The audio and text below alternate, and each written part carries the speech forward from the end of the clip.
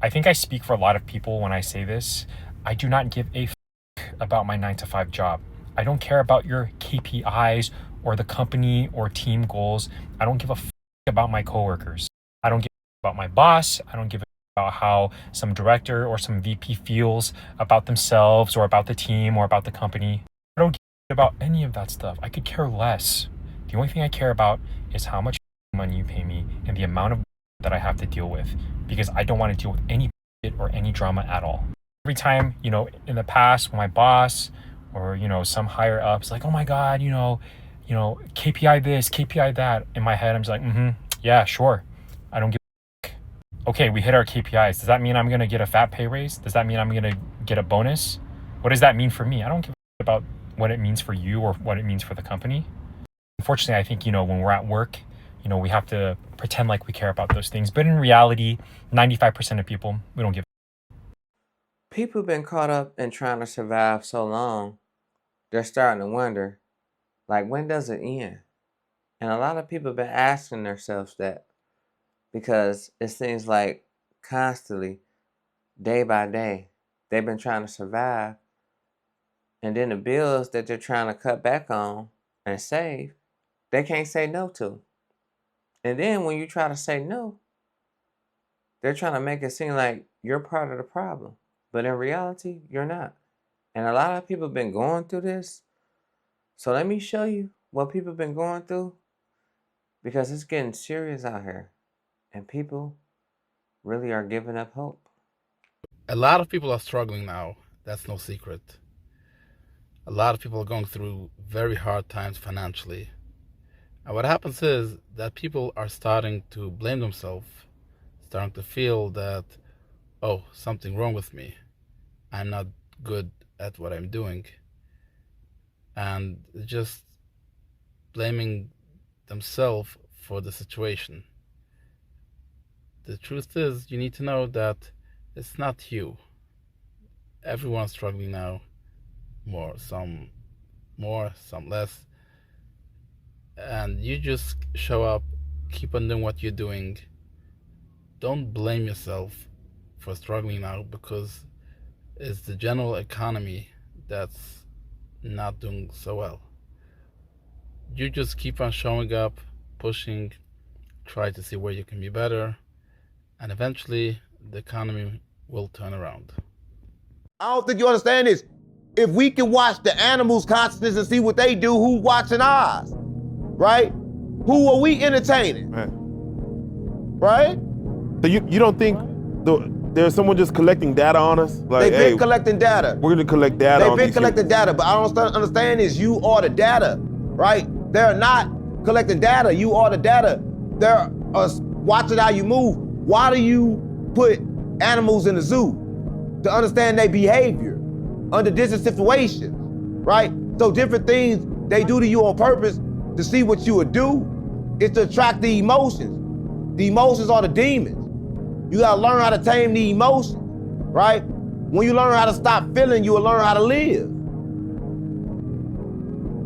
That's real. I think even after this conversation we're having, I might get ads about skincare and stars. Yeah. Listen, people don't get this right. Your mind I feel controls reality. I feel like we're being listened to Your right mind now. controls reality. How many times have you thought about something, you picked up your phone and you see it? How many times have you thought about somebody and then they called you? You know what scares me the most is when people stop looking forward to anything. And not because they've given up or they're lazy, but because surviving for so long slowly teaches you that tomorrow's just another day to get through. You still go to work, you still pay the bills, you still show up for everyone around you. So on the outside, your life looks fine. But on the inside, every day starts to feel exactly like the day before.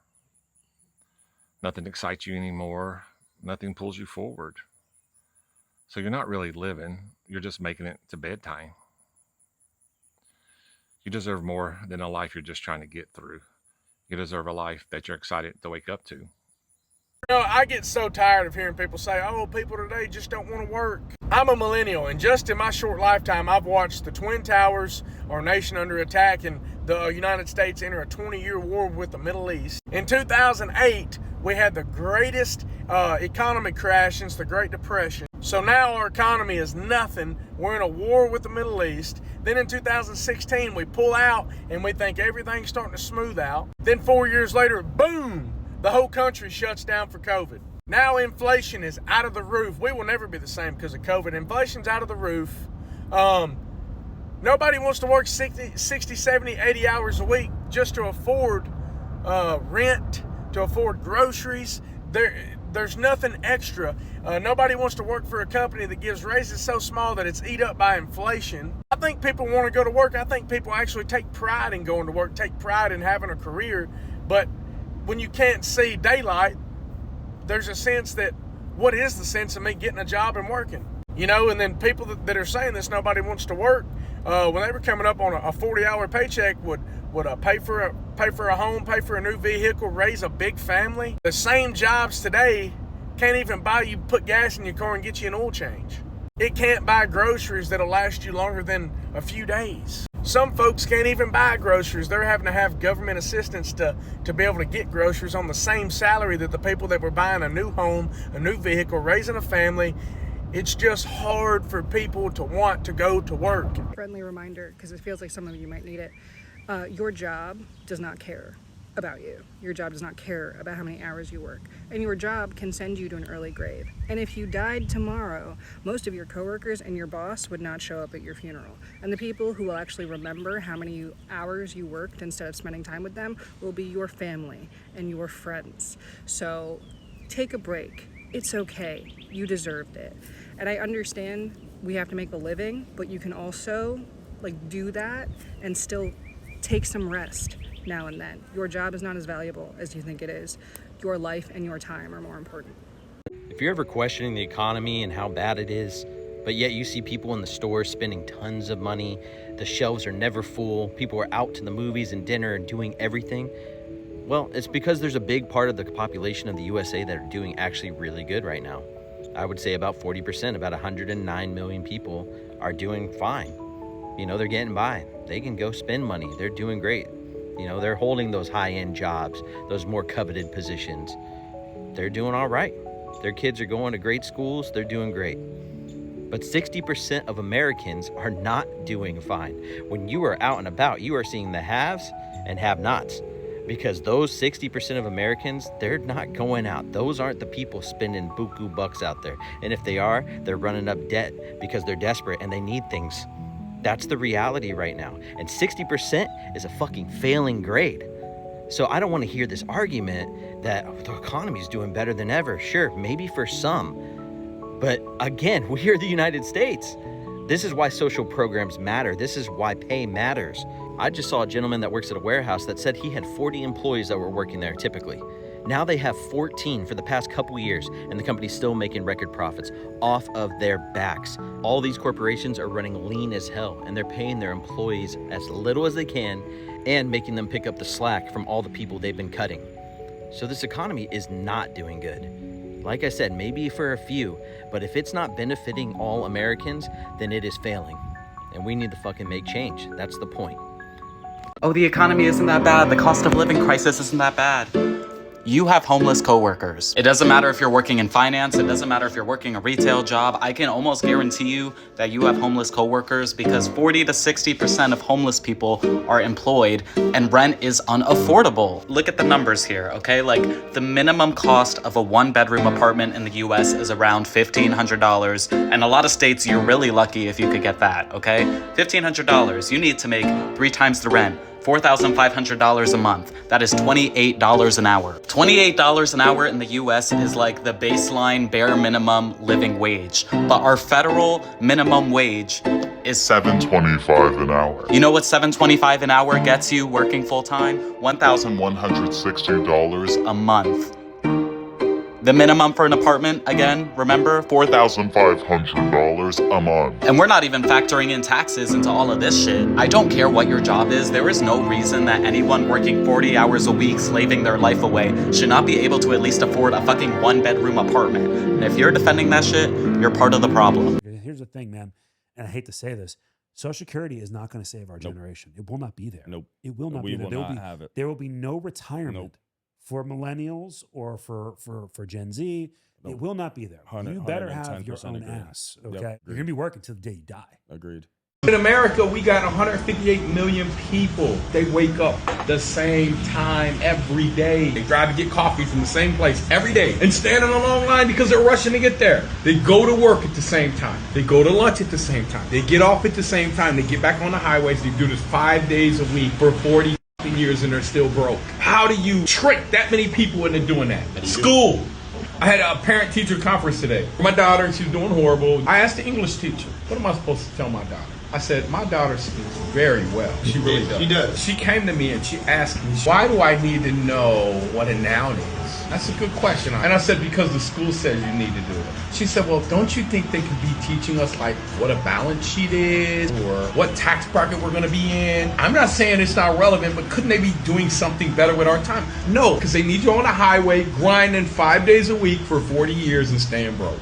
Number 2, people are not going to keep in touch with you. Your work friends are not really your friends.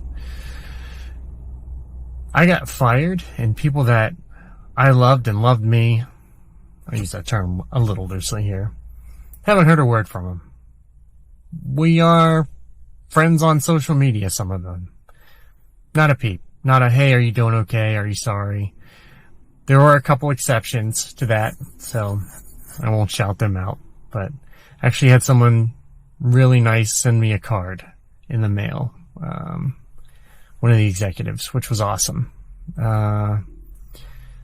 So there are a couple of those people, but for the most part, these are not your friends, not your family. And they're not going to miss you when you're gone, and they're not going to fight for you. They're not going to say, hey, I'm trying to vouch for you or whatever. I don't even know why I got fired really, but there's none of that. There's no standing up for you or anything like that. They're all just there to do their job. They're there to protect their roles, their income for their friends and their family or whatever. So they're not going to go to bat for you, and they're not going to reach out to you for the most part after you're gone. They'll move on with their lives. You'll move on with yours. That's just the way it is. It's business, not personal. The cost of regular gasoline is back up to $4 a gallon for the national average, and this comes as fighting has restarted with Iran and the United States, and Iran has moved through its proxies to close the Bab al-Mandeb Strait. That's the strait where oil is exported from the Middle East through the Red Sea, and they are closing that off. They are enforcing their own blockade there, which means there will not be much oil, if anything, being exported from the Middle East. So this means all oil exports are essentially going to be cut off, and that's going to send gas prices surging even higher. Now, it is unlikely that the United States will see physical gas shortages here, but because of the shortages across the globe, it will make prices go very, very high. We don't even know how high exactly, but some experts predict it could even hit $9, $10 a gallon if this drags on and on and on for more months. Here's what the average cost of gas is across the country, so you have an idea what it might be near you. But guys, this war needs to end to get these prices back down, because if fuel keeps going up, it just means the cost of everything is going to continue to rise. I would never understand how certain people in society can deem people as lazy in an economy that is set up for them to fail. That is literally set up for them to fail. Why do you think so many people are transitioning to van life? Why do you think so many people no longer want to be homeowners? Why do you think the homeless rate has tripled? But that's a whole nother video, because this economy is set up for people to fail. Gas prices are high as hell. Food is high. Food is not even lasting a whole week or 2 weeks. We're not going to even talk about vegetables. We're not even going to talk about fruit. Just to eat healthy is so more expensive than to eat unhealthy. Think about that. But yet, you can deem somebody lazy that's faithfully getting up every week, punching the clock for over 40 plus hours a week, and it's still not enough. We're not even going to talk about the job market, and the pay rates are not matching the level of education or the level of experience. We're not even going to talk about that. We're not going to talk about how so many people are working multiple jobs just to hold their head above water. We're not even going to talk about how some people paychecks is gone even before it gets deposited into their account. We're not even going to talk about how many Americans overdraft just to keep their head above water. But that's a whole nother video and a whole nother story. I have not seen my wife or kids in 3 days. On Friday, I woke up at 5 a.m. and I worked until 10. They were all asleep. Saturday, woke up at 5 a.m. I worked until 9:30. They were all asleep. I have been working since 5 o'clock. It is now 6 o'clock at night. And I have another 3 hours left to work. Because I am working around the clock to be able to afford life. Because it's so damn expensive. And I'm affording life. We're getting by. But I have not seen my family in 3 days. And I gotta do the same thing tomorrow. I gotta work around the clock. Because bills are being bills. And y'all might say, oh, the economy is fine. Everybody's surviving. No. Keep telling yourself that little lie. We are all hurting. So yes, we need to make a change. Period. This is a 3-day crash out. This sucks.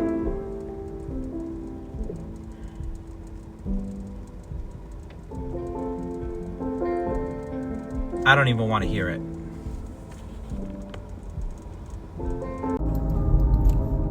Listen, man, I make over 30 an hour. I got a damn good paying job. Listen, if a was to tell me at 18 years old, if a said, yo, Diz, at the age of 36, you're going to be making over $30 an hour, and you're going to be struggling, I would have laughed in his fucking face, man. For real.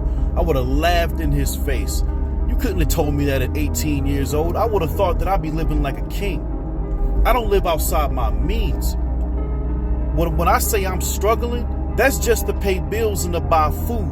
Inflation, the economy, everything is fucked up. There's no middle class anymore. We're literally the working poor. You have the working poor, and then you have the filthy, rotten fucking rich. Like, something needs to change. Something needs to give. We can't fucking live like this. This is not a way to live. It's really been difficult out here trying to survive. People have been trying to cut back, but as you can see, it's been very difficult to try to cut back because soon as you try to save money, reality always comes out the woodwork to get you. With any bill that you didn't know that you had that you need to pay, because if you don't pay, they're going to garnish your wages. And nobody wants their wages garnished. So it's hard out here. It's tough. Trying to survive, it's real tough. And it's been like this for a long time. And it's not changing no time soon, as you can see. And people are trying. They feel like they tried everything. And nothing seems to work. So that's why people are just losing hope. And no matter what they do, it seems like they can never get ahead. And they try to figure out different plans and different living situations and processes every day to try to become a better individual.